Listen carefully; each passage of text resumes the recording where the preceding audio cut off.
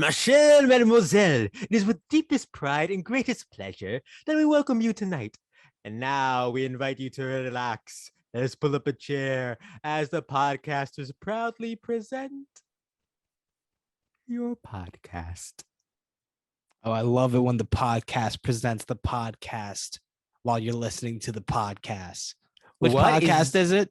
This is the $1 Billion Movie Club. Hello and welcome.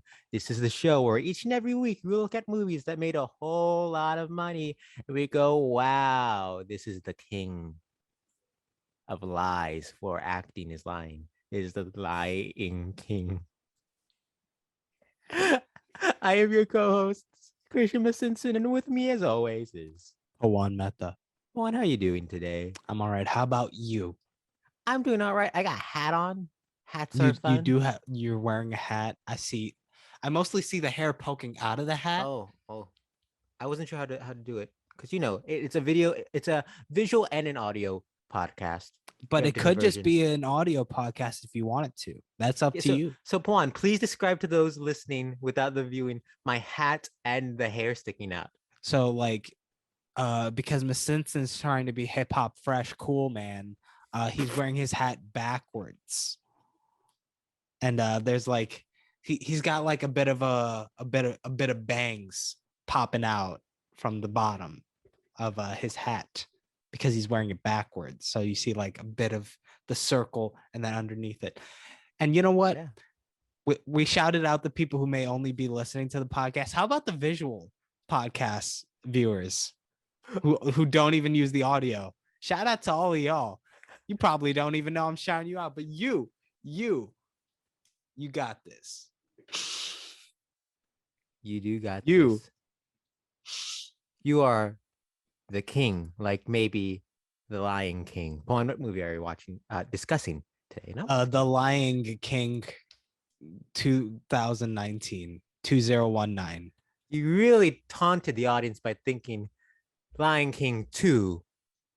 2019, and that's very rude of you, but yes, this is the 2019 iteration of Lion King, directed by Jon Favreau, with a budget of $260 million, released in the US on July 19th, 2019. And you think, wow, what did they do with that $260 million? That's a lot of money. Why would they spend it? Well, in its opening weekend, it made $191 million, becoming the highest opening for an animated film, a musical film, a film released in July, and a PG release ever. The film would be number one for 2 weeks until it's dethroned by, Pawan, say it with me, Fast and Furious presents Hobbs and Shaw. Hobbs and Shaw. Who else could defeat Simba but The Rock and Jason Statham? See, the thing that Simba was missing in this movie was his family. Oh my goodness. And we know that one's all about family, all right? Jason Statham's sister, Vanessa Kirby, comes in. The Rock's entire Samoan's family comes in. All about family. All about family. A press release. Extra. Read all about it. July 30th, 2019, from the Walt Disney Company. I don't know if it's Walt Disney Picture Company. I think it's just Walt Disney Company, right? Whichever one you'd prefer. How are you feeling about it today, Miss Simpson? Is it a picture company or is it just a company? I think it's more of a talkie company. I prefer the talkies more than the pictures. Okay. Yeah. So press release from the Walt Disney Talkie Company. Yes, on July 30th, 2019, The Lion King crosses $1 billion worldwide. This is 4 days after Aladdin did it and 5 days after Spider-Man did it. Quite a busy week for this podcast if we were around in 2019. Quite the busy week. This was Disney's fourth film in 2019 to hit $1 billion, and spoiler alert, they have a lot more to come. I mean, it was their third movie that week. Spider-Man's Sony. But how much of that money went to Disney? I don't know. I seriously do not understand that deal still. I don't think anyone does. Lion King would go on to gross $543 million domestically and $1.656 billion worldwide. It would go on to be the 11th highest grossing film domestically and 7th worldwide. A very lucky number 7 worldwide. Pawan, was Simba lucky in this movie? Was Simba a 7? What happened in this movie? Okay. So y'all saw The Lion King 1997 or whatever that movie was released. 94? 94. So take that movie, Oh, take out all the mysticism, and take out all the fun colors, and take out all the fun character animations, and replace it with realism. And you got this one. wow. That. I thought I had time to look up something and I didn't. That went really quick. I wish the movie went by that quick. Well, so it's safe to say neither of us for a movie that took out so much from the original, it's crazy how it's 30 minutes longer. So the thing is, 10 of those minutes are credits. Mm-hmm. So it's more like 20 minutes. But it is kind of amazing that the 20 minutes feel like a lifetime. And yet I don't know what was added other than a Beyonce song that felt very unnecessary. Well, there was also a couple more chase sequences, which where they really cut to the point in the original, which like I get from the perspective that like you want something there to like excite people. But if anything, it left me more tired and like more just like get on with it. Because the first movie, the original version, is such a tight film. Did you rewatch it for this? I did not. So I rewatched it for the first time since I think the last time I watched it was when they re-released it in 3D in theaters. Remember that? Mm-hmm. And I had the same thought I have whenever I go back to that original Beauty and the Beast, and that's kind of the closest I think a movie can be to perfect in the way it's so tight, as you said, and everything just moves at an incredible pace and it pays off so well that extending it another 20 minutes is. I was watching this movie and felt very much like Avatar. I felt very disconnected, and I'd rather watch the 2 hour 40-minute Avatar than this 2 hour Lion King. See, the thing I experienced the most when watching this one was extremely antsy. I feel bad for whichever children were dragged to this movie because the parents were like, "You like the animated one." I wonder if I'd like this more if I was a child. I definitely would not have, because I'm telling you, I probably would have been running up and down those aisles. Fun. You would do that without for any movie. I imagine you sitting there watching Moonlight and enjoying Mahershala Ali and running around the theater, expressing your love of Mahershala Ali in that film. Yeah, but that's beside the point. It is beside the point. So I'm watching this one, right? I don't know about you. I could never. That suspension of disbelief was too much for me because they're going for the realistic animal, and it never congealed well with what the actors are bringing to it. So I couldn't give myself to it. For me, what it really felt like was two very distinct things happening simultaneously. Being like there was no connection between the voices and the animals on screen at all. Yes. Which is why I wonder if I were younger, if I could believe in that a little bit more. See, the thing is, I didn't really even feel much of like emotions coming on the face or anything of these. I think that's the biggest problem. Because Chiwetel Ejiofor is Scar, right? Did I make that up or did I think so, yeah. Pull that out of my ass. And he's giving it his all. He's giving this and it's very different from the original Scar. I think you can have preference for that, but he's giving this very Shakespearean evil thing to it, and Scar's face is so dead. Even before he dies, his face is so dead. It's funny because like there is that aspect to it, but like they really banked this movie off of its stars a lot. Yeah. which I don't think was a thing in the original, right? Um, in retrospect, you'd be like, oh, Nathan Lane, oh, Matthew Broderick, oh, I don't know if James Earl Jones had the same cachet in the 90s as he does now, but there were names, they weren't like But they weren't Beyonce. marketed as that. No. But that's more of Disney's evolution over the years, I think, than anything else. Hmm. You Why? know, going into this, No, I was no. Why did you want to bring that up? oh no, I don't know if I had anything. Going into this, actually, here we go. Hmm. I was thinking about watching it in the Hindi version. Hmm. That option was not available on Disney Plus. Really? Hold on, wait. Usually there's extra features on Disney Plus. Let's see what's there. So Like they had a lot of languages, but not Hindi, interesting. which is funny because in India, they actually marketed it off of the Indian stars that they had for it. Now, Pawan, they may not have that version. They do have a sing along with the movie. Would you like to sing along with the movie on Disney Plus? Okay. I'll try my best to be Simba right now. And for Okay. the audio listeners, you could just imagine my face while I'm inhabiting the role of Simba for this. Okay, go. I'm gonna be a mighty king, so enemies beware. But I agree that's what you see, but that kid Sorry. playing Simba gave it his I'm all. gonna be a mighty king. That kid gave it his all. Yes, but the juxtaposition of the two is so Yeah. no. And I found it hit even worse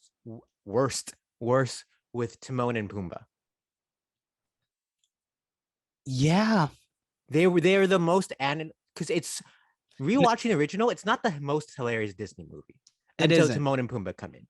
And so you have Billy Eichner and Seth Rogen coming in, and they're having all these jokes, but they're so wooden, these animated models. And the fact that it takes a whole ass hour to get to that in this version, yeah, it just really just brings down the mood all the way from the beginning. I think this could be applied to all of the remakes. I'm not saying live action remake because this is totally animated. All the Disney remakes. It's a quote from friend of the $1 Billion Movie Club, featured in one of the films featured in the $1 Billion Movie Club. Jeff Goldblum's Ian Malcolm from Jurassic Park. Okay. When he says, "Your scientists were so preoccupied with whether they could, they didn't stop to think if they should." And I think specifically Lion King, it's such a technical marvel what they did, but I don't know if anything they did help serve the story, which was already perfected. Because again, there's like almost no color in this version. No. There's no love. They completely remove all the mysticism of the original. You get it a bit when the storm comes to talk to Simba. But even then, it doesn't look like him at all. It just looks like a cloud. There was a moment when the cloud looked a little bit like a face, but like I forgot about that moment watching the original last night, and I was fucking crying as it happened. And we get here, I'm like, is his face in the cloud? And then there's the moment in Circle of Life when the clouds part and the sun comes in. And again, it just doesn't hit the same way. Like all the way going back to the beginning of the movie itself, I just did not like the first moments with like the big opening song in the original Circle of Life. It's such a like grand moment that's like, damn, this is what you're in for. Yeah. And this one, it just feels so hollow. And I was so, after that song ended, I was like, oh no, is this the rest of the movie? Yes. I preferred, of this whole movie, the two parts I liked were the beginning of Circle of Life and Can You Feel the Love Tonight, where it felt more like a nature documentary. And then there's the singer's like kind of like a narrator. But see, the thing is, even if you go for that version, I don't get why all these animals would come Sure. in and do like kneel before someone who's planning on eating them. Sure. Well, then, yeah, it's a question of why do we want a realistic Lion King? Exactly. Yeah. And I don't know why, other than, hey, let's show off technology. And I don't think it's possible to make something realistic and yet a realistic animal and yet still empathize with it. I thought of the Planet of the Apes movies, the new trilogy, and the apes are like they feel like fucking real apes, and yet I feel for Caesar. I don't feel for Simba in this one, Yeah. so I don't know. So I want to ask you. Mhm. I really don't know if I have anything else other than like weird nitpicks for this. But this is the fourth remake, not even Mhm. live action remake. Actually, let me side note. Arguably the greatest thing ever pulled off in an award show, especially by the Golden Globes. All right, because Disney, if you ever said to Disney or someone at Disney that this was an animated movie, they say, no, no, no, this is a live action movie. And you're like, it's not live It's a action. weird genre thing because like Disney has in a sense created its own subgenre of these quote The unquote remake. live action remakes. Yes. Like that is its own style. Yes. And like the merits of whether or not you like it or not, that's up to you. Obviously, I have not been a fan so far, but that very much is its own distinct thing. So when Yes. you get something like this, which I mean, yes, it's animated, but it very much is made in the same style and tone and Well, ideas driving it, that it this might goes as well be technically in that camp, even though if you go by the individual words, it wouldn't be. this goes to one of my favorite things ever happened at an award show is the Golden Globe nominations are announced that day, and in Best Animated Feature they announced The Lion King as a nominee. And so when Disney was like, "Oh my God, we have all the Golden Globe nominees," they tried as hard as they can to hide the fact that it's nominated in animated feature, which I think is really funny. So yeah, what are your thoughts on these remakes? So we've done Alice in Wonderland, Beauty and the Beast, Aladdin, Lion King. Have you seen any others other than those four?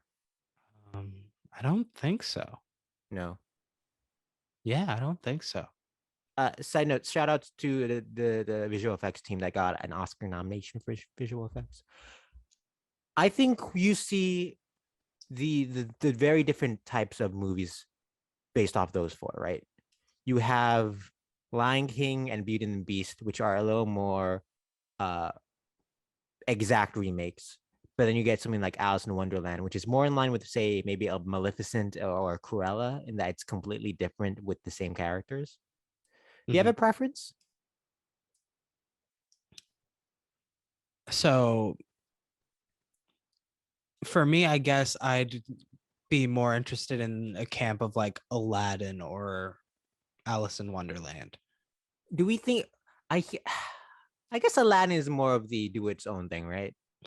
Well, see, the thing is, I think Aladdin is it's not a do its own thing. It's one thing where it's a type of movie where yes, they redid the original, but the actors were definitely giving something different. Yeah. I think if they were trying to go beat by beat for the original, then they would have gotten someone to do like a Robin Williams genie rather than Will Smith doing his own thing. Right. Because I'd argue like Emma Watson feels like she's trying to do the original Belle in Beauty and the Beast. This one feels very much like it's trying to do the original Lion King. Except replace all the mysticism with like grounded ideas, which hmm, not the best, not the best idea. What do you mean by grounded ideas?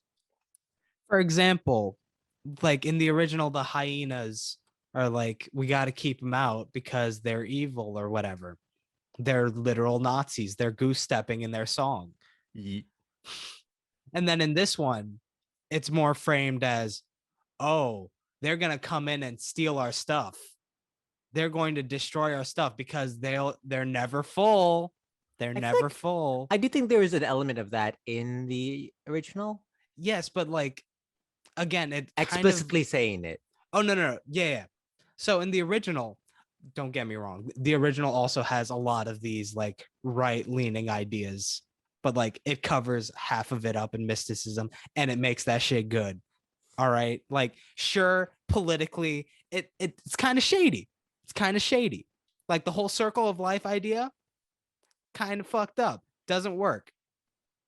But the way the original movie presents it, fuck it, I'm there.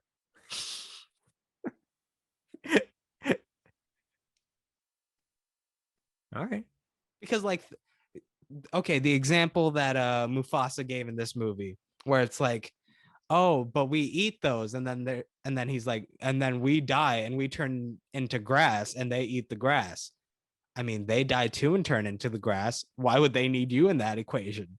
No, because the lions ate them first before they could turn into the grass. I That's what mean, happened. like if I was one of the prey animals in that situation, I'd be like, you know what? Nah, I don't need you.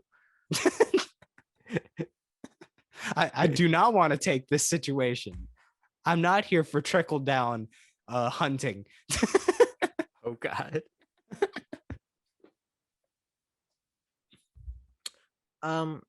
But you do. I agree with that. The removal of mysticism, I guess, as you're putting it. Like,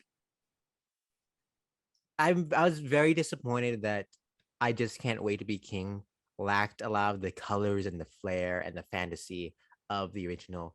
And Be Prepared, I don't know what the fuck they did with Be Prepared in this one.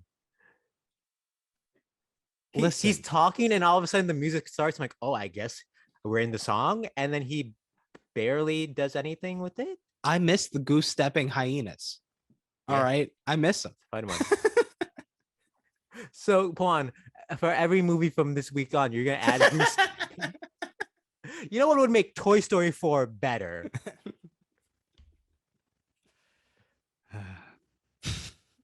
Because like I'm just picturing it so vividly in my mind right now. I forgot that was an aspect of that song until I rewatched it last night. I was like, oh, this is a lot for 94 in a Disney movie. There are little things I liked that they added, but it doesn't ever come up to be anything. Like, I like a little of the banter between Timon and Pumbaa in this one.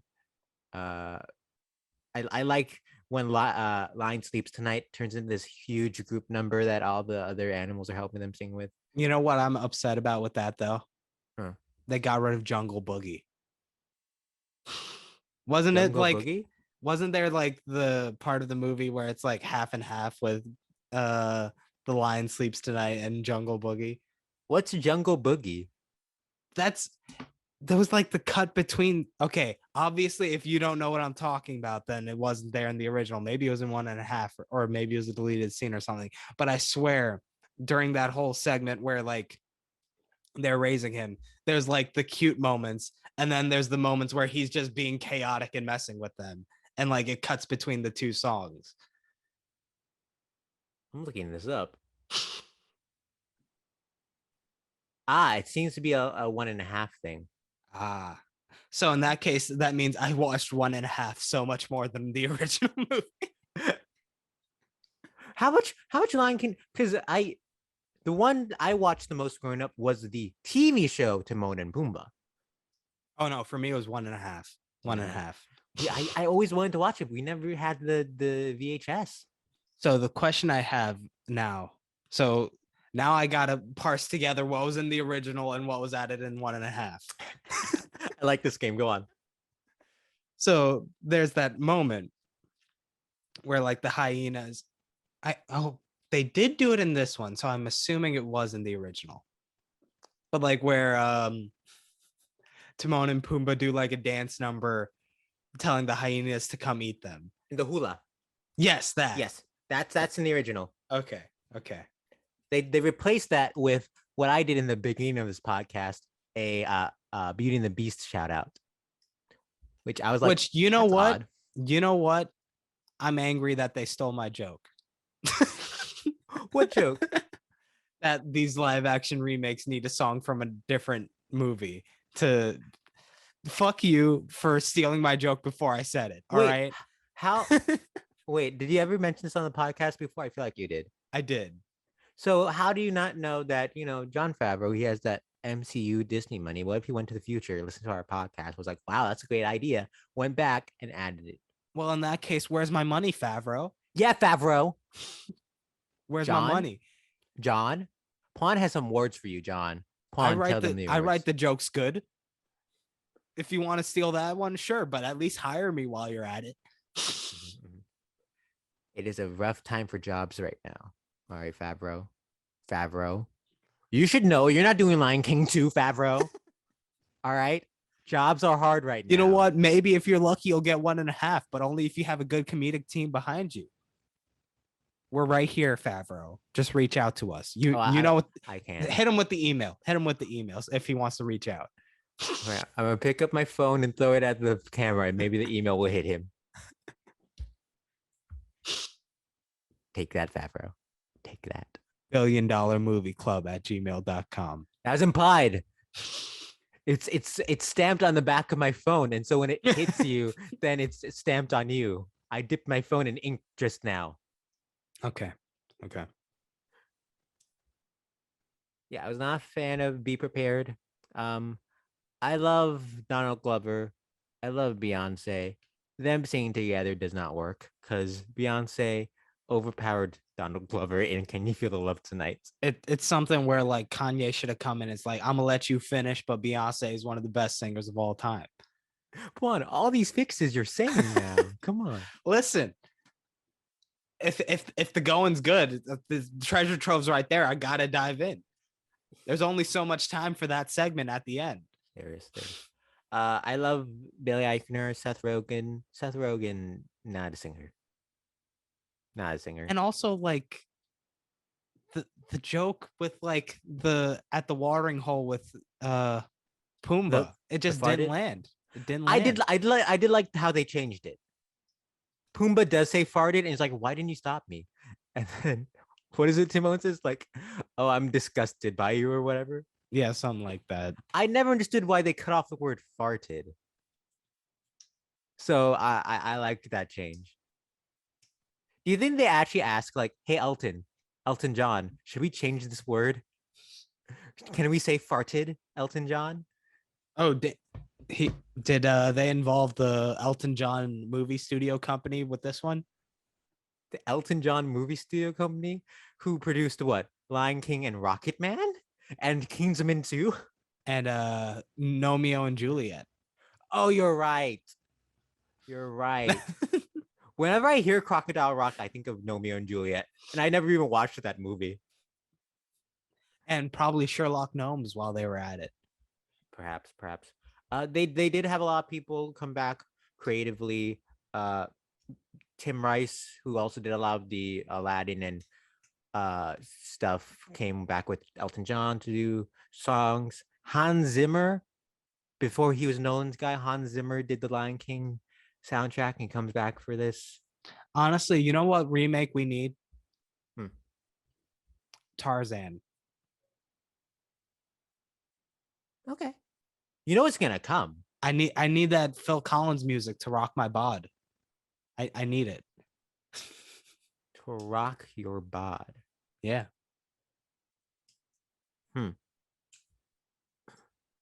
This screenplay was done by Jeff Nathanson, whose previous credits include Speed 2, Rush Hour 2. Oh, Speed 2 Cruise Control, right? I apologize. Yeah, Speed 2 Cruise Control. That's right. Rush Hour 2, Catch Me If You Can. That's a big shift. The Terminal, Rush Hour 3, Indiana Jones and the Kingdom of the Crystal Skull, Tower Heist, and Pirates of the Caribbean, Dead Men Tell No Tale. What The Terminal is a good movie.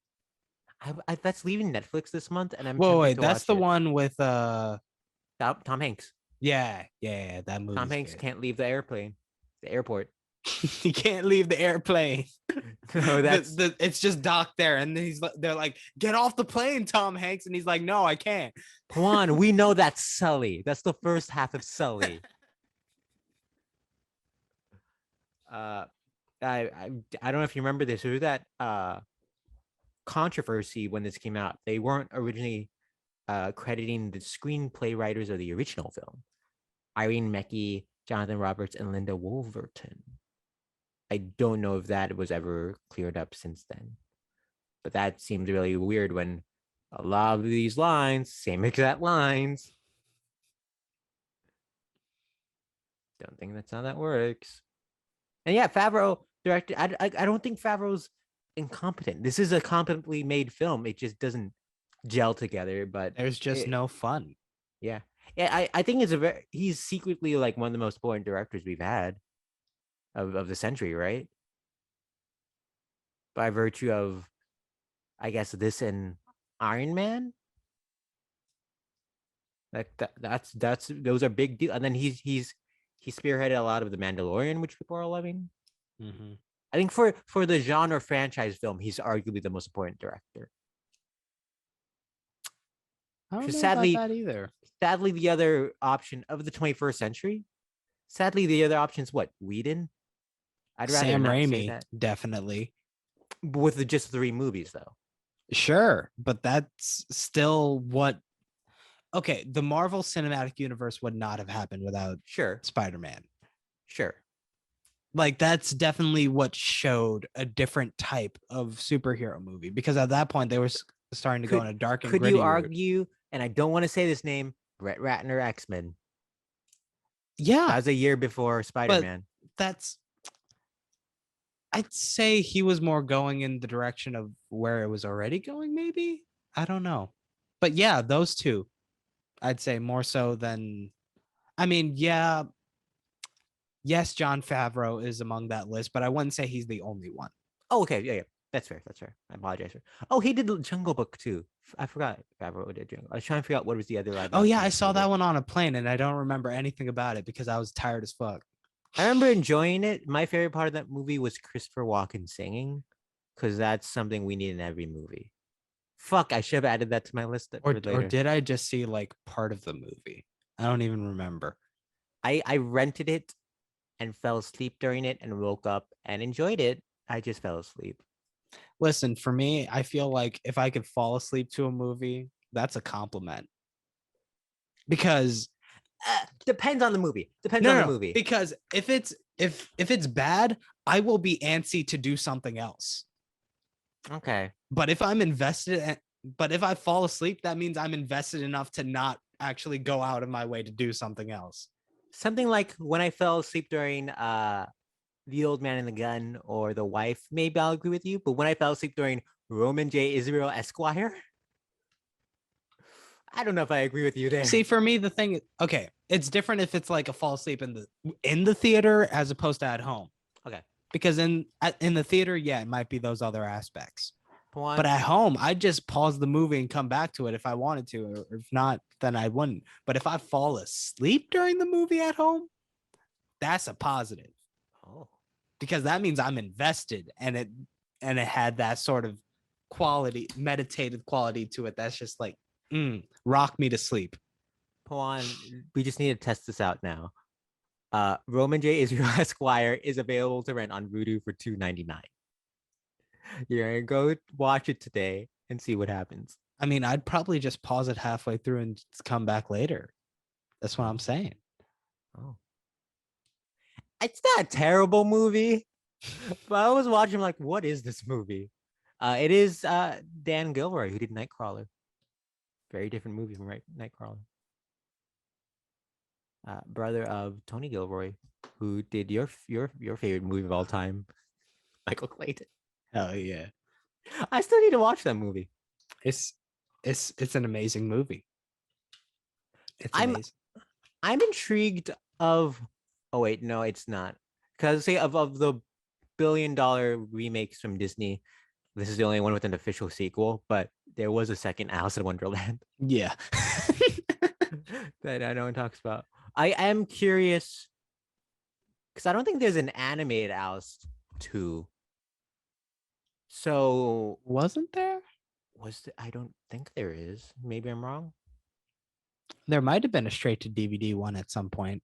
Perhaps because it seems like Because they made Uh, like what, 5 Cinderella movies? Pawn? I don't know. They made like 4 Beauty and the Beast movies. I think 3 Beauty and the Beasts. I know they did 3 Aladdins, one of which Sure, was sure. just basically a pilot for the TV show. I thought it was a finale of the TV show. Either way. So yeah, I'm intrigued what they do with the sequel if they pull from any of the other established Lion King franchise. For we have 2, 1.5, Timon and Pumbaa, The Lion Guard. Are you familiar with The Lion Guard? Oh yeah, I know that's a show. So I'm Maybe curious. you know what? Maybe they'll go into the Shakespeare vaults and pick another play to make a movie out of. Titus Andronicus. Honestly, honestly, Hey, when they rip apart the scar, I'm like, holy shit, that's fucked up. well, them hyenas. You let them in, they'll just take anything they want and contribute nothing to your society.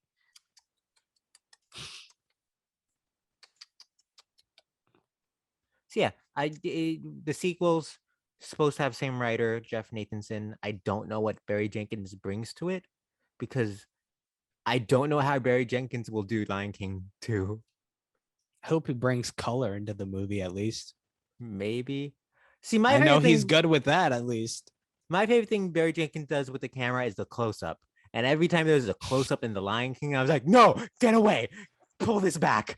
I don't want this. What if it's just moonlight? But that's not Shakespeare. Come on, it's better than Shakespeare. I'll say it right now. Moonlight's better than Shakespeare. Ooh. Hot take alerts. I'm not being facetious. I think Moonlight's better than Shakespeare. Than all Shakespeare. Yeah. I'd probably throw Bill Street also in there too. Fucking love Bill Street could talk. I'm not even the biggest Shakespeare fan, but I don't know if I'd go that far.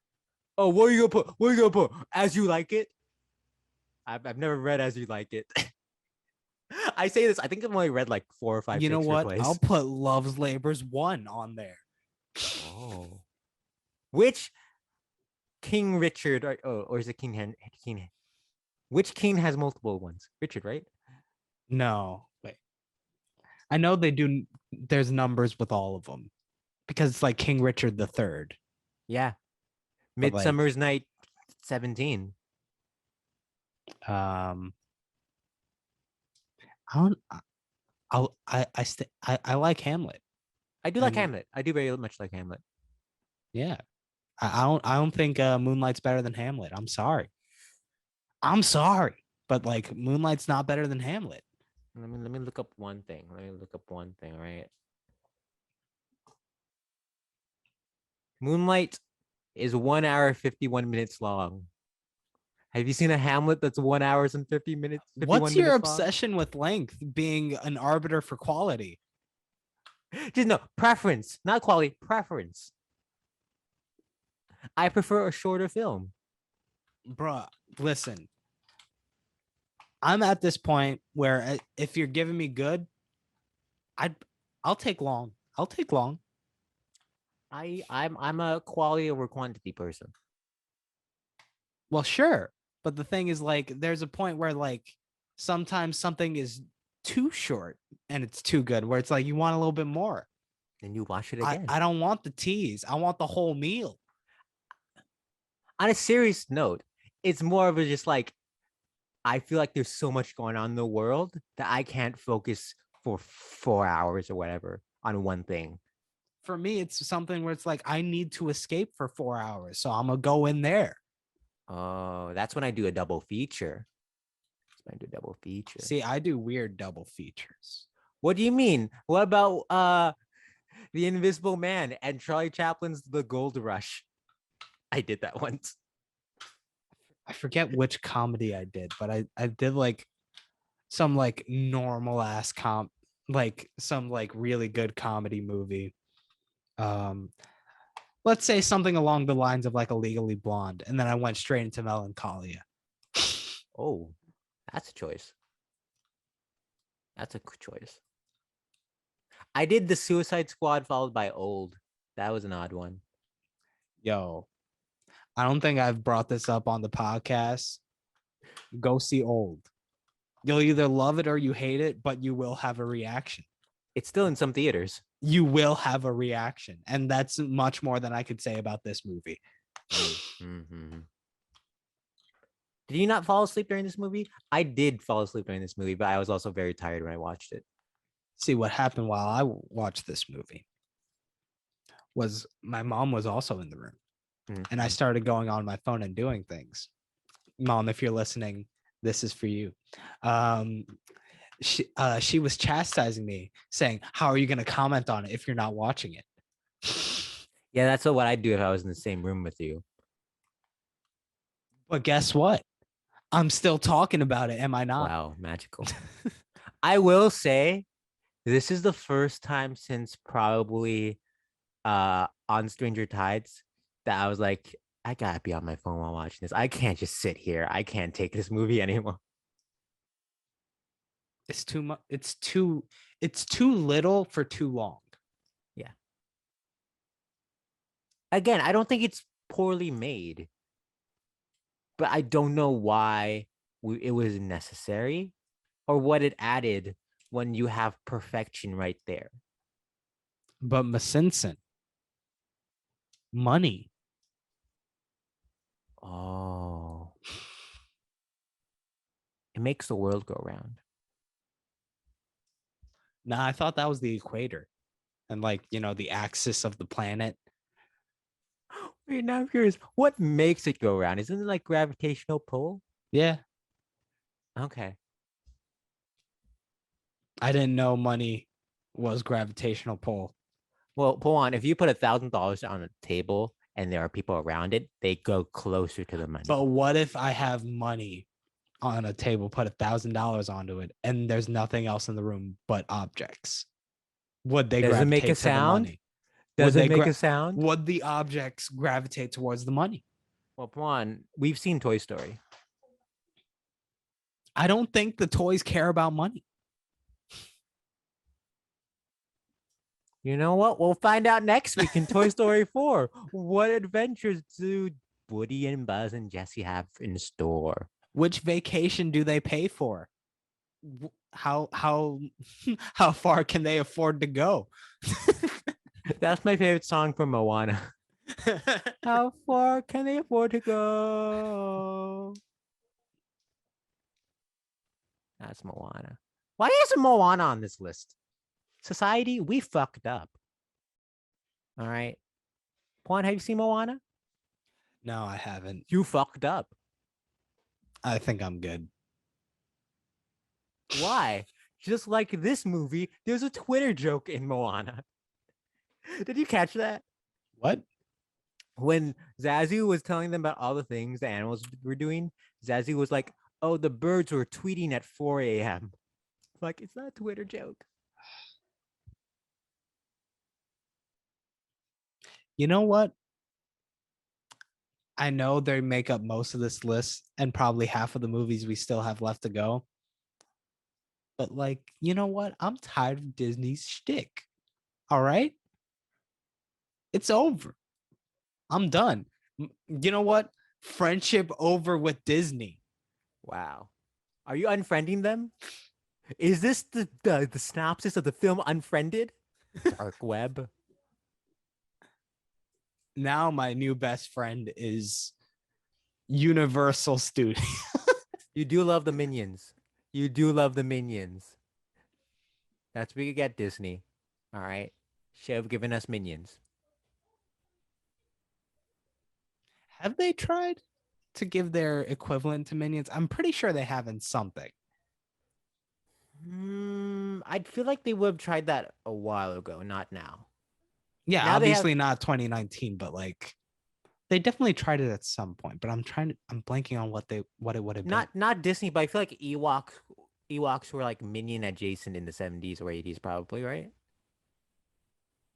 I guess. But I mean, specifically in the wake of Minions, or oh, I don't think so.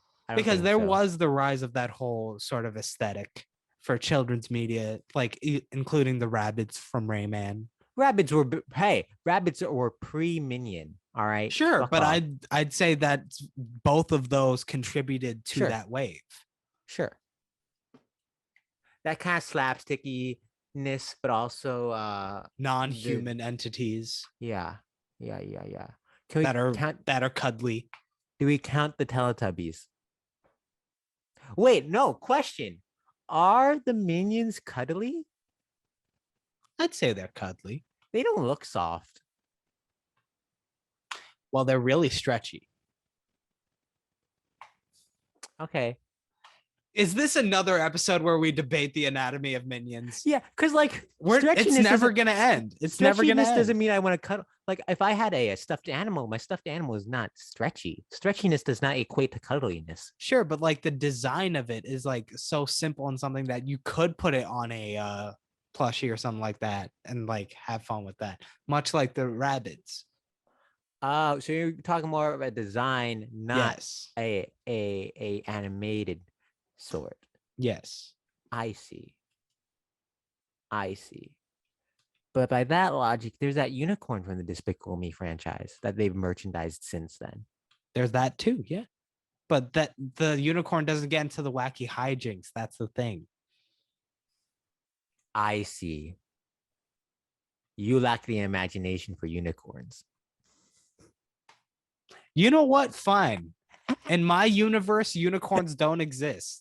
That's what? That's the summation of this episode. Do you think unicorns exist in The Lion King? Is The Lion King on Earth? Because as I was browsing Disney Plus, right? And I saw Timon and Pumbaa. I was like, I haven't watched this show in decades. Let's read the synopsis. And it's like, oh, they travel around the world. I'm like, what? Is this canon? Okay, you know what? Canon? You know, I think this movie specifically doesn't take place on Earth because Earth has more colors. What do you mean, Pawan? There's the real planet Earth is more vibrant than this movie. I'm not going to disagree. I tried and I failed. Shouts to John Oliver, because I noticed him behind me on here as Zazu. He's fun. No else we forget to mention in this movie. Who else is in this movie? There's lots of people in this movie. And you're like, wow. I have one more question. Go on. I love questions. Is Scar a cuck? Elaborate, please. Because one of the things that this movie added was the whole dynamic of she chose Mufasa over Scar. Yes. And how once he becomes king, he's still trying to pine for her. Is Scar a cuck? Maybe I don't fully understand this term. Can you explain it more? I feel like if I do, this will be the most adult-oriented episode. It's fine. All these are explicit, all right? Fuck the kids. But like, it's because I'll be honest, The Lion King is the most explicit episode. I'll be honest. You asked the question. I'm like, no. And I'm like, wait, do I fully understand what this means? You know what? How about you look it up without saying anything? Like, if you know, you know. Miss Simpson's about to know now. And if you know, you know. And feel free to debate this in the comments of the video. If you're listening to it on Spotify, hop onto the YouTube and leave the comment. Leave your thoughts. Is Scar a cuck? Oh, there's multiple. So obviously, I couldn't go to Merriam or Webster. I need a real professional. I went to Urban Dictionary. Yes. And I am looking at there's many a definition. I mean, sure. He's not a cuck in the literal sense of he enjoys that sort of experience, if you will. A term describes a man who loves watching his wife fuck other men. That's the original you were thinking of. Yes. Well, there's also this one that says, where was I? A man who is desperate for acceptance, approval, and affection from women. That could be applied to Scar in this one. I prefer this one. This definition. If you're on Urban Dictionary, search up cuck. It's definition number 5. Oh, you Cuck, went all the way to the bottom. yes. Well, cuck is a man who's a little bitch. Yeah, I think that defines Scar in this movie. Yeah. Yeah. So I think that's applicable. Wow, you know what? Today we're having a discussion with whether or not Scar is a cuck, and last night I had a discussion on whether or not Meowth from Pokemon is a simp. And I'm just re-examining all of our childhood favorites. Listen, also Brandon Ambrosi, I know you're probably gonna have thoughts about this discussion. Don't text it to us individually. Put it on a public platform. I know you could do it. And we will discuss this next week. Wow, that's a challenge. Do you think Brandon won't do it? Do you think Brandon Ambrosi is a Scar? Only one way to find out. Are we gonna tackle the oddity of that Scar is named Scar? Before he has a scar. Or was he like born with it? Did something happen in birth? Well, this movie implies that Mufasa gave it to him. Sure, sure. So What if Scar was coming out of their mom and Mufasa was like, I don't like you, and swiped at Scar as he was being pulled away? no. So the way that dialogue was explained is that Okay. they were fighting over Shenzi. Oh. Or like he was like, I'm gonna be the king. And then Mufasa was like, sit down. Wait, okay. So another question I have now, based on how they're explaining the situation in this movie particularly. Sure. Was Shenzi the royalty? So it's like who married her became the Ooh. king? Well, no. So she was queen because Mufasa was king. That was the original, but was that in this one? I assume they're just fighting over her because she's, a pretty lady. I don't know. Because like Do it you think? feels like Oh, with Scar, wow. it was tied into it. So a little more of an Aladdin situation. Yeah, but Someone was like like, unlike Aladdin, where girl power, they were like, nah, it has to be a king. So like she picks who the king is. they did try to do a little girl power with when Nala like escapes Pret Rock. Did I make that up? That's a scene, right? Yeah. It added nothing, but they tried. Shout outs to speaking of Nala, Beyonce obviously plays older Nala. Shahadi Wright Joseph plays young Nala. You may remember from Honorary $1 Billion Movie Club honoree Us. She's the daughter in Us and had this in the same year. Quite the year for her. Quite the year for her. Quite the year. The mom's played by Alfie Woodard. I believe Alfie Woodard's briefly Wait, which in mom? Sarabi. Uh, I believe she's briefly in Civil War. That's cool. fun. Good for her. She's terrific. I love her. John, is it Canny? Connie. He's back. He was in Black Panther. He's T'Chaka, the dad in Black Panther, and he's Rafiki in this one. Did Rafiki have more lines in the original? Rafiki is barely in the original. The only time he really has the lines is when he convinces Simba to come back. And there's that great scene of he hits Simba, and Simba's like, "Why'd you do that?" And he's like, "Well, you learn from the mistakes of your past." And he goes to hit Simba again, and Simba dodges, and that's a beautiful scene. That's not in this. I think Again, the lessons and the mysticism, the morals. It feels like it was all like kind of taken out. Yeah. Two of the hyenas played by Eric Andre and Keegan Michael Key. We love them. And the third hyena is played by Florence Kasumba. Neither of us, I doubt either of us are familiar with her, right? Not ringing Turns any out bells. she's in the MCU.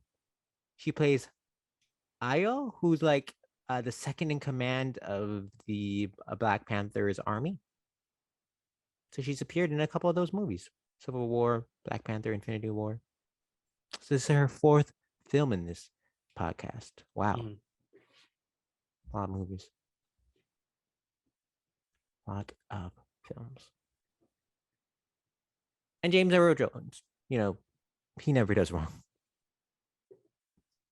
Part of me wonders if they just use the old recordings Sometimes, like when? for this movie. Just because, like, we all love James Earl Jones, national treasure. James Earl Jones, 90 years old. Holy crap. And did you watch Coming to America, the second I one? did not. I haven't watched either version. First one's very good. Second one has its moments. He's briefly in it for like 30 seconds. He's sitting in bed and dies in the movie. That's it. And Yo, gotta love when a man shows up for a paycheck. he deserves it.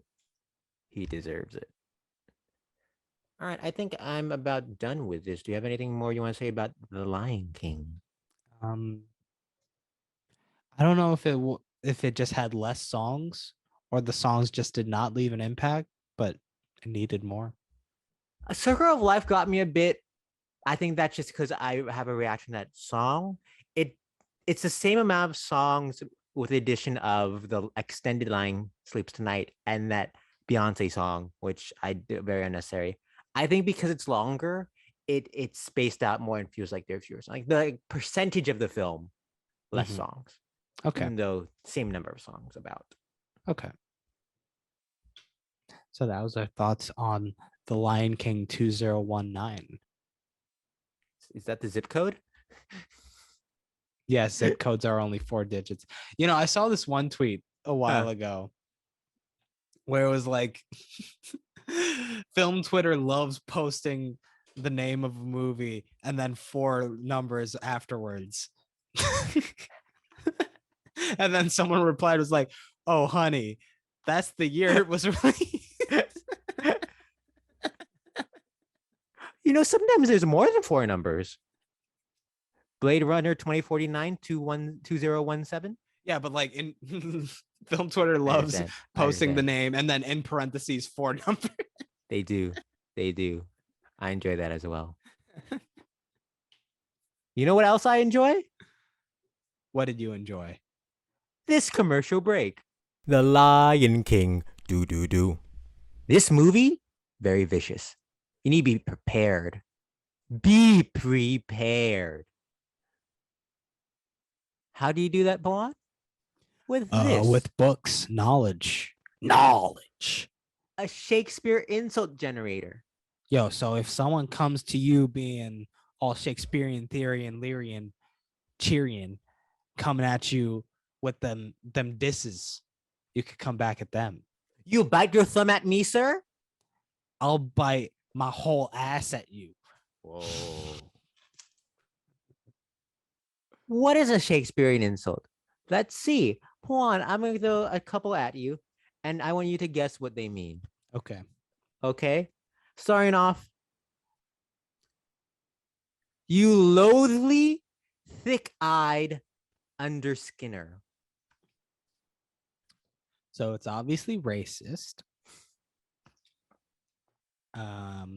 And it's racist because this person follows eugenics. And the only way that he's going about figuring out who is the right people is he skins them alive and sees what's right underneath, not realizing everyone is the same right underneath. All right. Well, the book says disgusting, repulsive, having heavy eyes, dull-sighted, an assistant tapster, one who draws beer for customers. And the judges are consulting. I think I got that one right. They're giving it to you. That's correct. Yeah. That's correct. Well done. Well done. I mean, I focused on the underskinner a little bit too much, but I think that's where the most of it was. Yeah. Oh, you still hit it. You still hit that target. All right. This next one, right? Mm-hmm. Oh, there's an interesting one. In line with the animals of the Lion King. You goatish, pigeon-livered, malmsy butt. Okay. So now we obviously have different body parts from different animals, especially the malmsy, the classic malmsy, the endangered malmsy. We need to protect the Malmsey. Just letting y'all know. We do. Basically, this person is saying, yo, you out here living like you got a pigeon for this organ, a blank for that organ, and you're shit. That's what it is. All right. Let's see. Let's compare. Goatish means lustful. All right. Pigeon livered. Listen, when I see a goat, those look like they're always trying to go for it, if you know what I mean. Pigeon livered.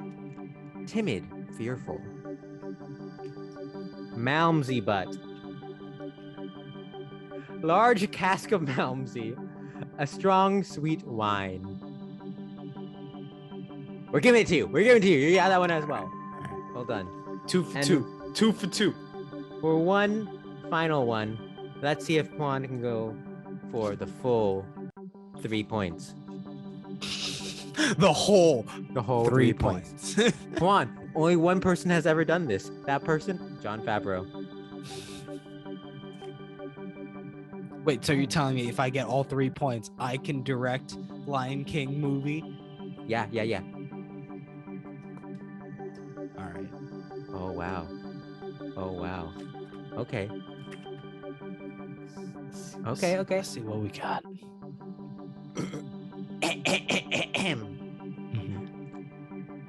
You thrasonical,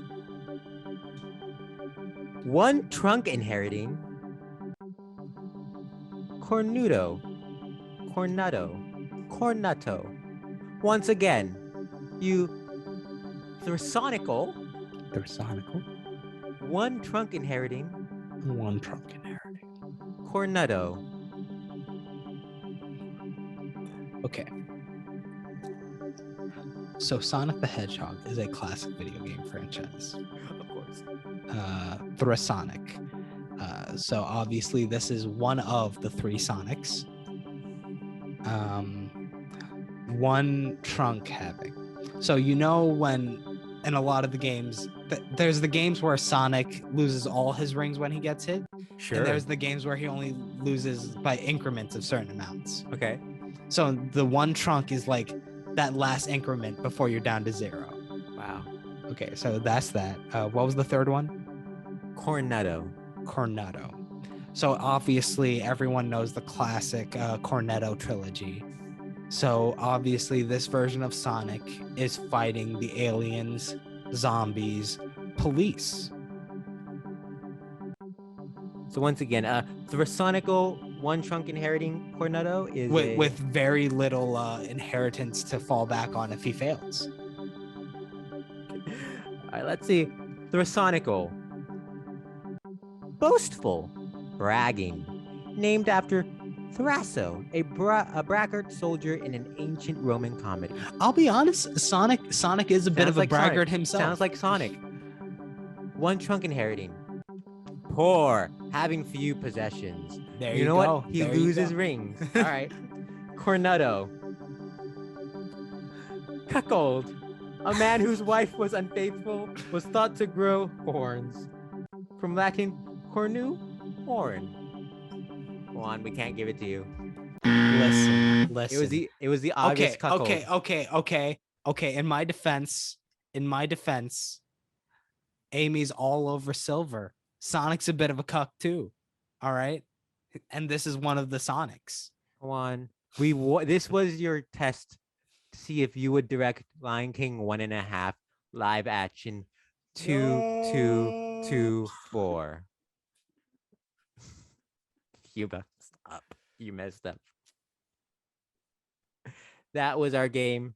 Remember, once again, the Shakespearean insult generator can save lives. And save wives. Back to the cucks.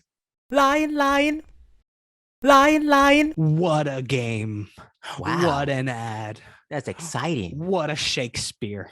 Shakespeare? It really shook my spirit, if you know what I'm saying. Ooh. Why? Was that money making that sphere go round? Everyone knows that at the center of our solar system, it's not the soul, it's not the sun, it's the money. Wow. That seems like an imperfect way of the solar system of working. Some may say it's not perfect. Some may say we need to replace that monarch with something else. Replace that money with something else. Whoa. Sounds a We're, lot like a movie. we're talking about fixes Yeah, movies aren't that perfect, and so we're that going to fix them. because, as you know, we are the ultimate arbiters of how to make things good. Of course. John Favreau went to the future, heard our podcast, and stole Pawan's idea. So we're gonna go in and tinker and make this beast purr, if you know what I'm saying.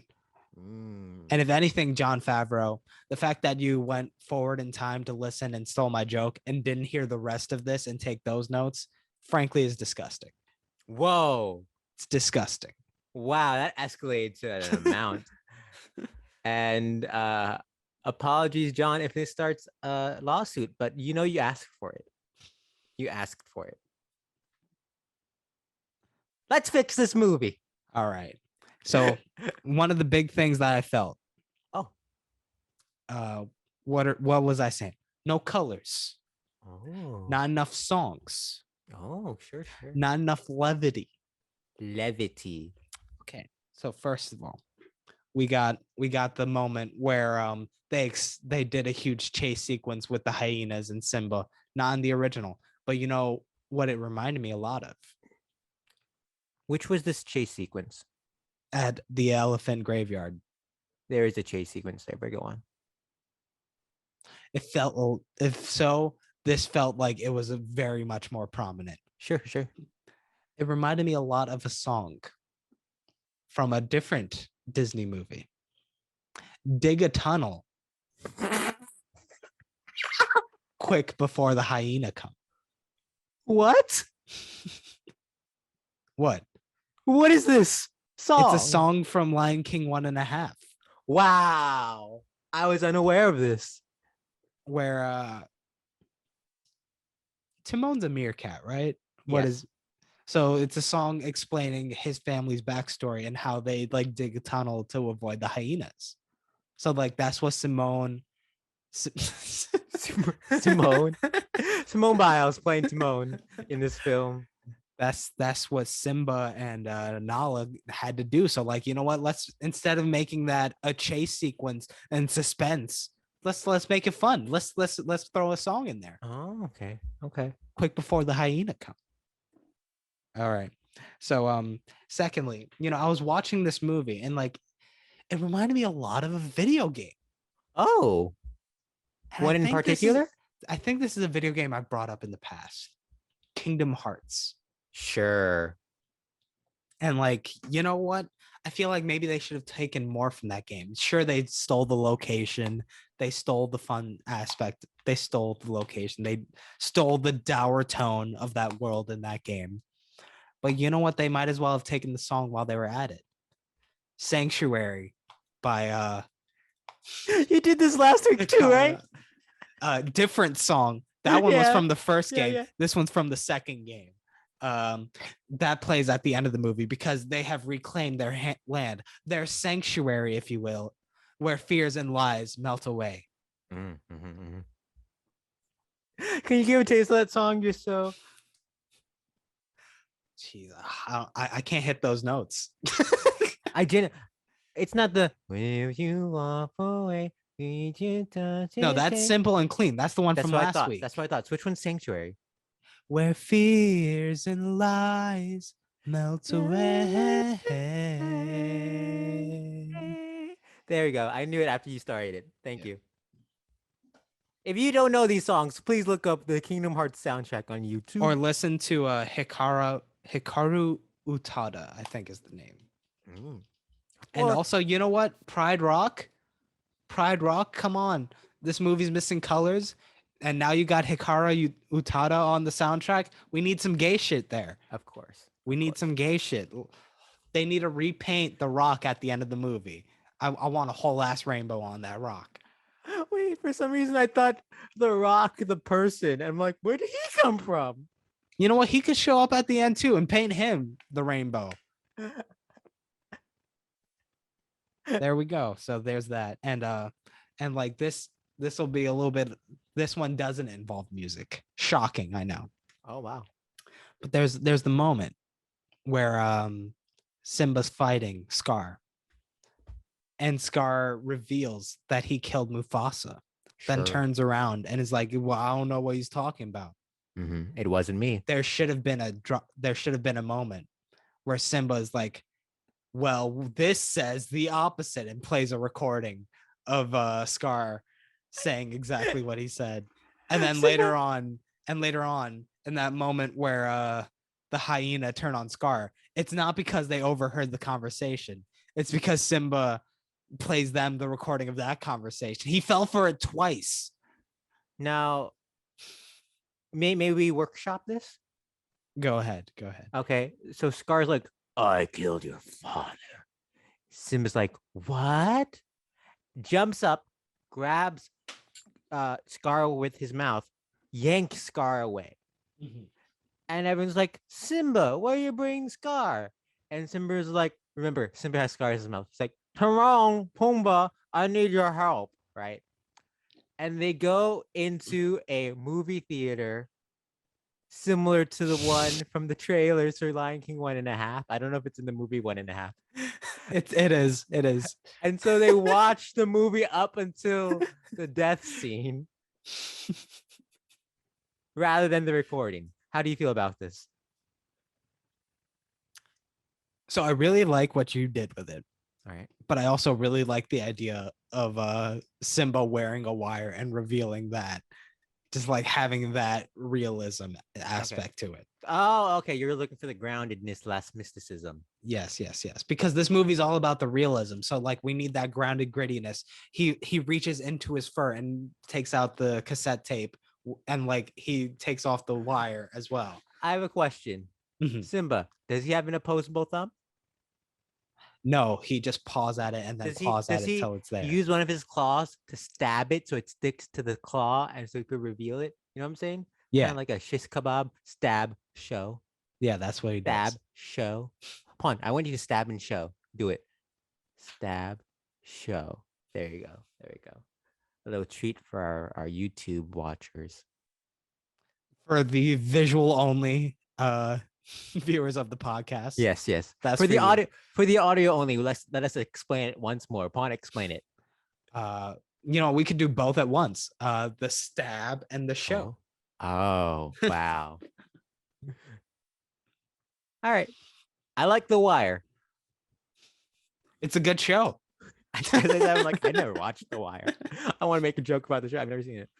Are those your fixes? Yep. Got more. That's good. Wait. So let's recap. Recap. We added gay. Mm-hmm. We added dig a tunnel. Mm-hmm. We added sanctuary. Mm-hmm. And where are we playing Sanctuary? That's the end credits song. Like okay. Leading into, instead of a reprise of a Circle of Life, we replaced that with Sanctuary. All right. Now a question. Are you familiar that the song's called Digga Tana Dance? Digga Tana Dance is the official name of the song. Okay. Sure. That's the name. There you go. Oh yeah. Go. Sorry. I forgot. There's one more song. Whoa, I love songs. You know what? They decided to do something different with the Mufasa coming in the clouds thing. Sure. Doesn't necessarily work on its own. We need to add a song there too. What is the song? We're gonna add the song "He Lives in You" from Lion King 2. Yes, we're grave robbing both Lion King sequels for this one. Fine, that's fine. I just need in the next 30 seconds to come up with a way to incorporate Timon and Pumbaa and the Lion Guard, and then we come full circle. Circle of life. Yes. Well done, Pawan. Some great fixes. Thank you. Wonderful fixes. Let's see if I can take a swing of this. Right? First off. Wait. Sorry. Goose-stepping hyenas, obviously. We forgot. Goose-stepping hyenas. But at the very end of the movie, When everyone's celebrating, then there's the army of hyenas coming in. Like, To oh prepare no, for the sequel. prepare for the sequel. All right, I got a couple fixes of my own. Okay. All right. First off, Zazu always brings up that woodpecker brother or cousin. Where is Mhm. he? I want to live with that woodpecker. That's the stinger at the end. Credits. Post Next up, credits. so there's that line. They're talking about how Simba's like, oh, it's a circle. And Timon and Pumbaa are like, it's a line, right? Mhm. Well, in the scene, Timon goes, Simba, it's a line, and you gotta act like you're the king. You gotta act like you're the Lion King. Does he say that? No, he has to say that now. I'm Oh, adding that. okay. Gotcha. All right. Gotcha. Next up, when Mufasa's yelling at Simba for being in the elephant graveyard, right? Turns into the monologue from Fences. Which The one? the one he's like, I don't have to love you. That monologue. It turns into that. All right. Yeah, that's another thing. He does a real quick turnaround in this one. Yeah. Yeah. Real quick. So he needs that dramatic turn of I don't got to like you. You know what I'm saying? Yeah. If you haven't seen that scene from Fences, look it up. Great scene. Again, Next up. I think James Earl Jones also did that one, right? Yeah. He's the original He's the Rose. original Fence. He is the original Fence. Next up. So Scar's killed Mufasa. He's made Simba run away thinking Simba's dead. So Scar's like, I am now king. And then this one lion comes up and he's like, Scar, I didn't see anyone pass a crown to you. I There's no didn't see ceremony, Sarabi marry you. no official ceremony, no paperwork. And then Scar goes, how dare you talk to me like this, Hakim? It's like, whoa, Hakim's back in this. So then Hakim like, oh no, let me run away. Hakim runs away. Oh, because this is the world from Kingdom Hearts. Yes. Every Oh well, human that goes in there no. As it turns out, turns into a lion. Hakim is Sora from Kingdom Hearts. Sora's fake name every world is Hakim. This thus connecting all the universes. So yes, Hakim's back. And finally, this is for intents and purposes. Is that the phrase? Intents and purposes? Intensive purposes. For all That's so tense. funny because like I literally watched a TV show yesterday where they made a joke about like, yo, I can't take this person seriously because he said intensive purposes. So all intents and purposes. That feels wrong. I mean, that is what it is. It's just Well- we usually just like blur it together so that it becomes intensive purposes. This is whoa. Mufasa? Was that you? He lives in you. Oh. He lives in me. He watches over. Please tell me those are the lyrics of the song. It is. Awesome. Okay. So animated film, but we gotta make it live action. They say it's not though. So we gotta make it live action. So at the end, Rafiki brings up the new cub, presents the new cub to the sky, right? And suddenly the cub starts floating. What? And bringing back that mysticism you want. All the smoke and whatnot surrounds the cub. Thus, there's some mystery. What is going on? The cub then returns to the ground, but it's not a cub no more. It's Joaquin Phoenix. Yes, it's a brother bear. We're incorporating the ending of Brother Bear or the beginning. I forget what happens in Brother Bear, but the cub turns into a human, a live action human being, Joaquin Phoenix. Thus, a cliffhanger for the sequel, but also making it the live action film Disney wants it to be. Okay. I got another earth-shattering fix. Ooh. We're going to actually put this movie on planet Earth, and you know how we're going to do that? How? Instead of the CGI animals, they're all just wearing suits. Like it's all just like suits you'd see at Times Square. I thought about that. Part of me wishes they'd made this movie like the Cats movie and just mocapped everyone. That'd been fun. Yeah, I think we did good work on this movie. we did. We did. This movie is the second highest grossing film to not make $2 billion, right? And if it had these fixes, You know well, what, it John cost us $2 billion. Favreau, go back in time again and remake this movie and Yeah. take these into account. And you know what? Maybe you'll be the one passing Endgame for number one instead of Avatar. Of course. And John Favreau, while you're here, I think I'll enjoy Chef. I still haven't seen it. I've been meaning to watch it, but I feel like I'll enjoy that. Elf, I enjoy. Zathura, I watched as a child and was moved by it. Thor? Zathura. Oh. Remember Zathura? The board game that brought them to space with Kristen Stewart. Oh, I always remember that as the Jumanji knockoff. Well, it's the same writer as Jumanji. It's the Jumanji knockoff. I assume it's. I'm waiting for the fourth Jumanji to tie it in all together. Josh Hutcherson's in this. Dax Shepard is the astronaut and Zathura. I forgot about that. Now I'm starting to wonder. Yes. Because now you've brought up an interesting idea in my mind, letting me know that the writer for Jumanji is the same writer for Zathura. Yes. It's a spinoff. So was this a situation where this guy was like, I have such a banger idea, I could do it in two different versions and both are going to get made? Or was it this dude who made this banger movie and was struggling to come up with something else? And he's like, shit, let's go back and do that one in space. Well, you're aware they're books first, yes? Well, the author of the books. We could keep going back. If you want to include more and more people, we could keep going back. He also did the Polar Express. Is that the same universe? Is there a board game in the Polar Express? I'm not sure. Now, I'm not saying if it's in the same universe. I'm saying like that core idea. Let me look it up. Zathura, right? The book is a standalone spin-off to the 1981 children's picture book, Jumanji. And visual and textual references are made to Jumanji in the story. So I do think he just thought, hey, let me put Jumanji in space. Let me put Jumanji in space. And someone said, hey, let's make this in a movie. And let's replace Kirsten Dunst with Kristen Stewart. And let's replace Robin Williams with Dax Shepard. Kirsten Dunst is in the Jumanji movie, right?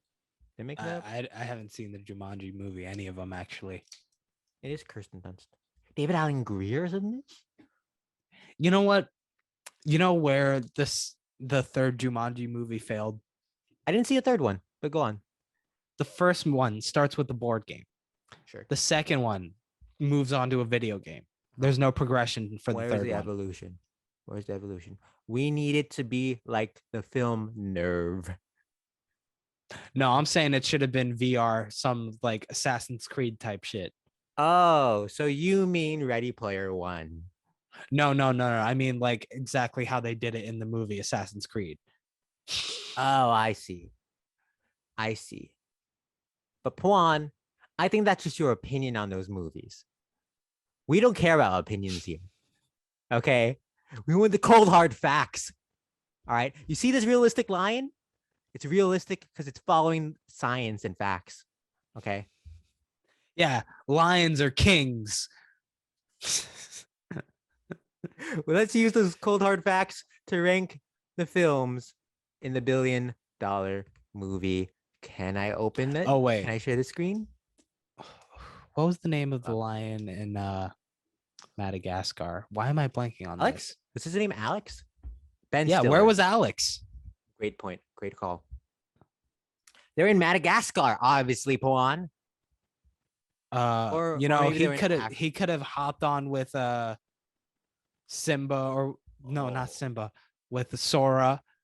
Now, Pawan, question. What if the Lion King 1 takes place at the same time as the Madagascar 1? But when they escape to Africa and in Madagascar 2, then they're in Africa at the same time as Lion King. But see, 2. the thing is, we already established that this Lion King does not exist in our world because there's not enough color. What world does the Madagascar people live in? They live in our world because they have colors. Wow. Let's rank the Lion King. As always, is the list, and we are going to flip a coin to figure out Heads. how the signs will work. Juan calls heads. Thank you for calling this time after last week when no one All landed on heads. All right, Pawan, let's do it. Last week's film was Aladdin. Where's Aladdin? Oh, wow. Oh yeah. At number 42, Aladdin. Do you think Lion King is better or worse than Aladdin? I, I I guess it has to be better. I That's mean, what the like, science says. I thought it was shit, but like this is the science is telling me that's not the case. Science said that it's better than Aladdin. Wow. Let's move on to all right, let's do this one. Juan, The Lion King, 2019, directed by Jon Favreau. Yes. Mhm. Is it better or worse than Frozen? Worse. Wow. Honestly, looking at this list, I don't know which movie I'd say is worse. Maybe the only thing I'd see is if you said Beauty and the Beast 2017, maybe. Yeah. Because like even The Hobbit I liked more than this. I feel like you despised Beauty and the Beast more and are more indifferent to this one. I think no, the thing with me is I think like if you actually asked me, I would have had to actually think about it, but I'd put it on par. I think I just missed Beauty and the Beast being there because that would have been the better conversation. But oh well, what happens happens. So minimum of I believe it was number 29 Yep. and maximum of 2-9 yes. with no decimal. Oh, like the year. If you were like, I love putting numbers after movies, but I can't fit all four because I don't have the time. You do the first and the last one, as we all know. So let's hit the generator, and it landed on 29. Who would have guessed? At number 29, The Lion King. And you know what we love to do after a movie, Pawn? Put in 4 numbers in parentheses. Four numbers. There we go. Let's recap this list. At number 47, Pirates of the Caribbean on Stranger Tides. And number 46, we were, you know what? In retrospect, we were too mean to Yeah. this movie. No, it wasn't us though. It was science. What can we do? Because of the remakes, I might put it out at the top. Well, Pawan, Alice it's in science. Wonderland. At number 45, Toy Story 3. Number 44, Avatar. Best Still picture on hate the you. Avatar at number 44. At number 43, Spider-Man Far From Home. At number 42, Aladdin, parentheses 2019, close parentheses. Oh, are we doing this? At number 41, Transformers Dark of the Moon, parentheses 2011, close parentheses. Let's see how this goes from here. Number 40, Avengers Age of Ultron, open parentheses 2015. Well close done. Parentheses. Well done. At number 39, Despicable Me 3. I'm not sure if that's 2017 or 18. It's one of those two. I'm going to say 18. I think it's 18. At number 38, our only entry from this year. I was about to say Pirates of the Caribbean. Transformers Age of Extinction, parentheses 2014, close parentheses. Wow. Well done. At number 37, Pirates of the Caribbean, Dead Man's Chest, open parentheses 2006, close parentheses. Number 36, Captain Marvel, open parentheses 201. If I carry the number over, I think it's 9. Yes. Close parentheses. At number 35, Captain America Civil War 2016. At number 34, Star Wars Episode 1, The Phantom Menace, open parentheses 1999, close parentheses. Whoa, a 19 movie. That's crazy. At number 33, The Dark Knight Rises 2012. And number 32, The Dark Knight at 2008. Yes. 31, Marvel's The Avengers 2012. At 30, we have Minions.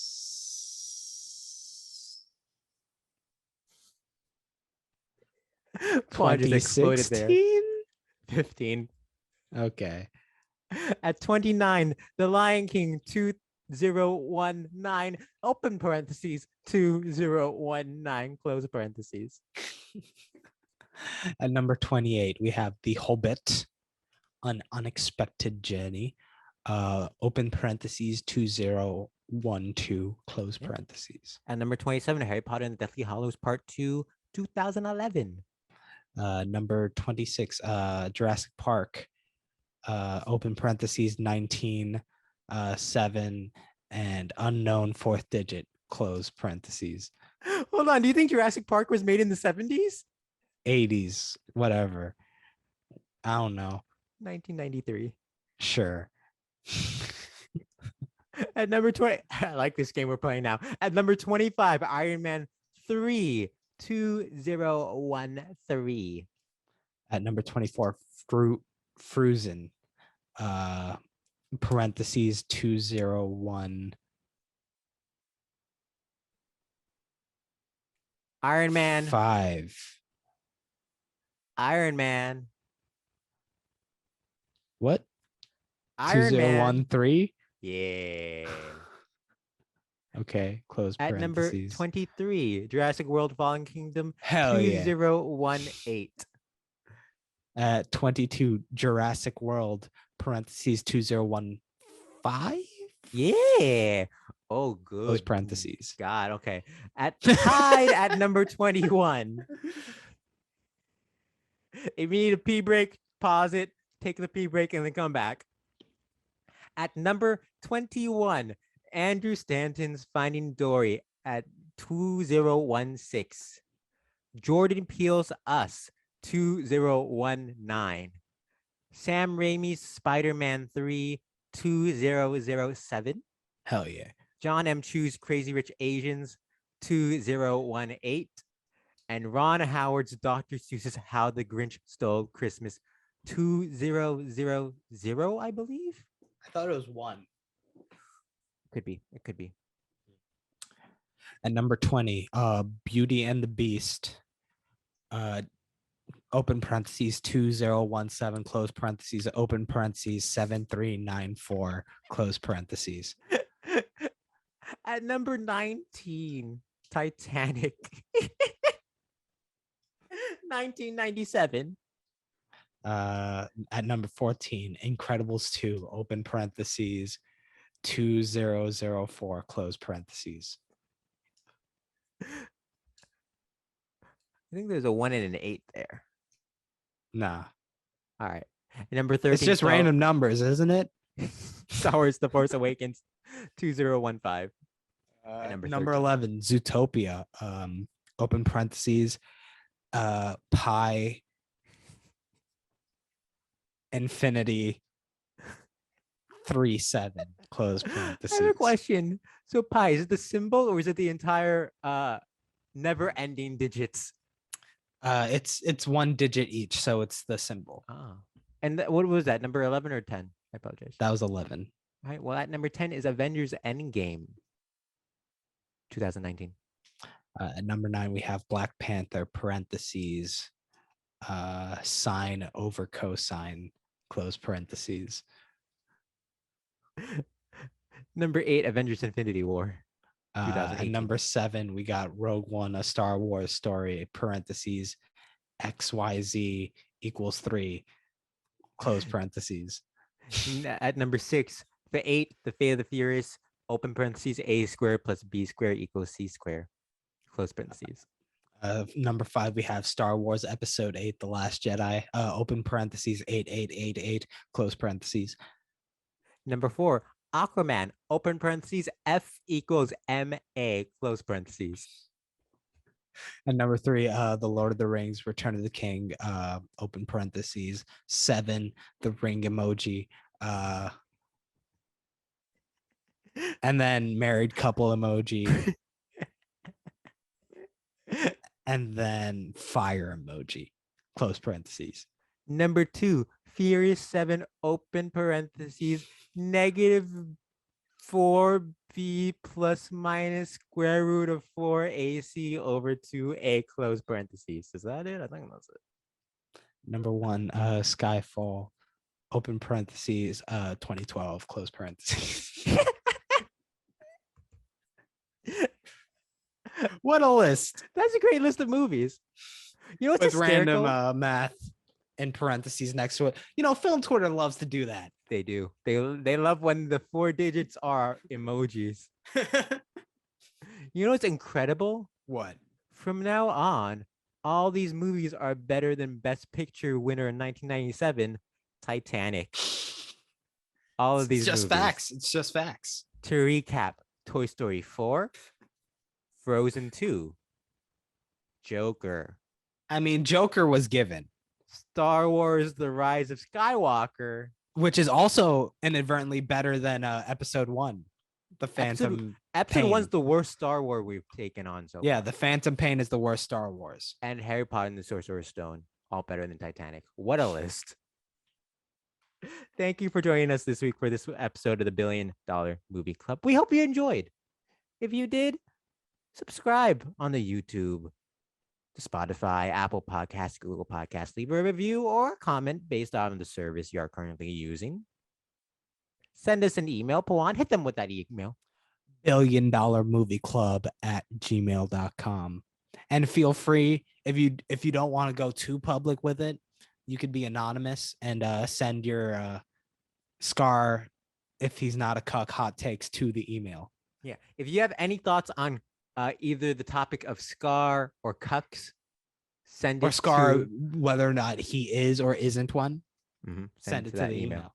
Or leave it in the comments below. We will talk about it at the start of next week. Speaking on the topic, shout out to Max Lismachia, who also owns an email. He does.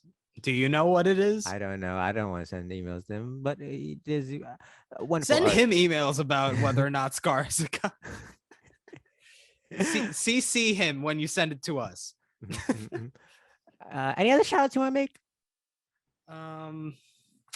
Shout outs to color. I miss it. I miss it so much. Shouts to sound and color.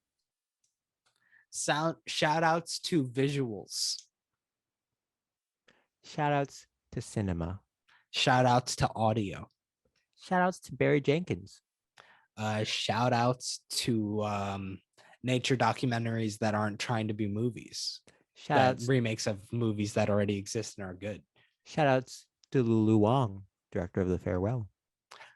Shout outs to the 4 digits after every movie that must exist if you're on film Twitter. And thank you once more for joining us for this week's episode of the $1 Billion Movie Club 5672. Yeah. Join us next week for our discussion of. Whoa, Pawan, did you hear that? What am I hearing? You hear it's me, because you've got a friend in me. Oh, okay. See you then. What a wonderful phrase. Hello, paisanos. I think maybe too cuck heavy.